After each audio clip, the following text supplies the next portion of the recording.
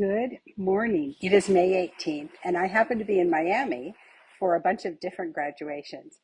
But I had to laugh this morning when I saw that President Trump is on his way to the United Arab Emirates, and he referred to bin Zayed as, quote, the great leader, unquote.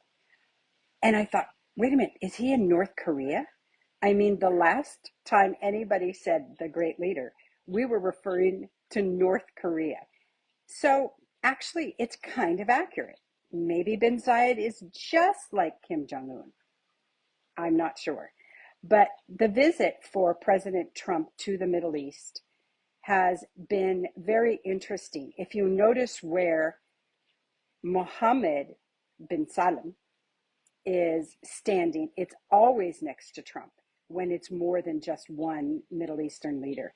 And so I think the Sudanese can take heart from the fact that not all is well in the Arab world. You don't have the Saudis supporting the UAE.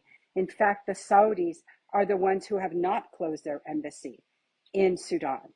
They have stood with the Sudanese people, and the ones who have stood with the UAE in the amount of $1.4 trillion is the UAE with the United States. So let's see things as they are instead of being upset that the American president is going to the United Arab Emirates. He's there this morning. Undoubtedly, this trip for President Trump is all about economic development. And I think that the Sudanese leaders should take heart from that because they need to do the same thing that the UAE is doing, and that is utilizing public relations to get your message across. Too many Sudanese leaders, actually all Sudanese leaders that I can think of, none of them have ever understood telling your story. Your story is being told by everybody but you guys. The thing that I do take heart from is all of this generation of the Sudanese. The younger generation, below 30, you're the activists in this campaign, maybe below 40, I'm not quite sure.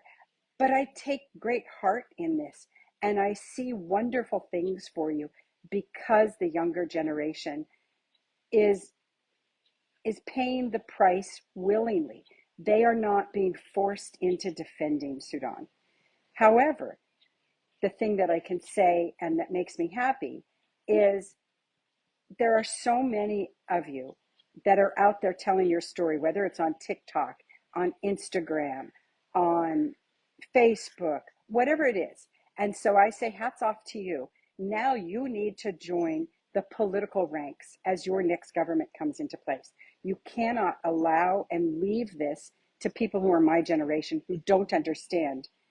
The person who begins the conversation controls the narrative. You must be the ones to begin the conversation. You must control your own narrative and your own future and your own resources. And the best resource you have in Sudan are your people. What's under the ground won't remain forever, but what's above the ground will. Bye.